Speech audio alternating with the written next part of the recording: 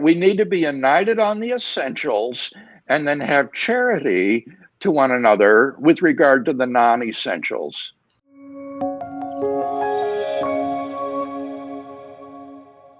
Oh, one last point here. He kind of ends by saying, I think this is a pretty strong statement. I want to get your response to it. He says, woe to the shepherds, I think meaning you, who destroy and scatter the sheep of my pasture, declares the Lord.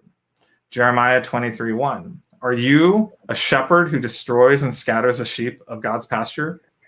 Well, I don't think so, Josh. I have met so many people who, on the contrary, have been put off from Christian belief and have even become atheistic because they couldn't bring themselves to believe that the world was created in 6 consecutive 24-hour days somewhere around 10,000 years ago.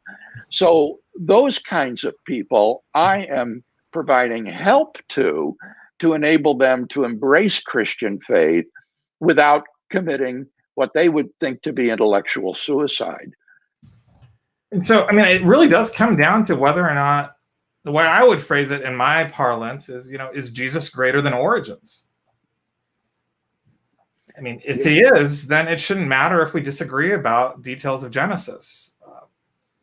The fact that people come to Jesus and this actually, honestly, it seems that even if you're entirely wrong, and I was a Young Earth Creationist watching this, I should be able to say, you know what, Bill Craig, you've taken away some stumbling blocks from people, because even if they're completely wrong about origins and evolution, they should still follow Jesus. Yes, that's right.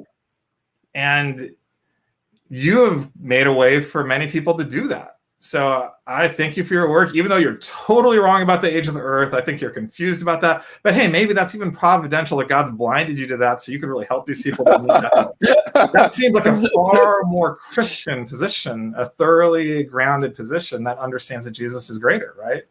Yes, I think that's right. We need to be united on the essentials and then have charity to one another with regard to the non-essentials. So I think this is really critical. So my critique, to throw it in, of Ken Ham is that I think he's forgotten what the cornerstone of the faith is. He's forgotten what the foundation is. When he talks about Jesus, he talks about how everything falls apart if you don't get Genesis. Even Jesus and the resurrection will go away. Yeah, years ago, Josh, I saw a Young Earth Creationist poster that was very telling. It had a picture of 2 castles on 2 islands, and the people in the castles were shooting cannons at each other, fighting. And the one castle was Christianity, and the other castle was labeled something like secularism or atheism. And the foundation of the one was called evolution. And the other one, the foundation of Christianity, was creation. Yeah, do you know where that comic, do you know where that image is from? No. Ken Ham says that is the visual mission statement for Answers in Genesis. I see. And this is actually the way how they illustrate. Yeah, it bears out the point you were making. It is such a misunderstanding of theological priorities to think that Christianity is based upon the doctrine of creation and that atheism is based upon the theory of evolution.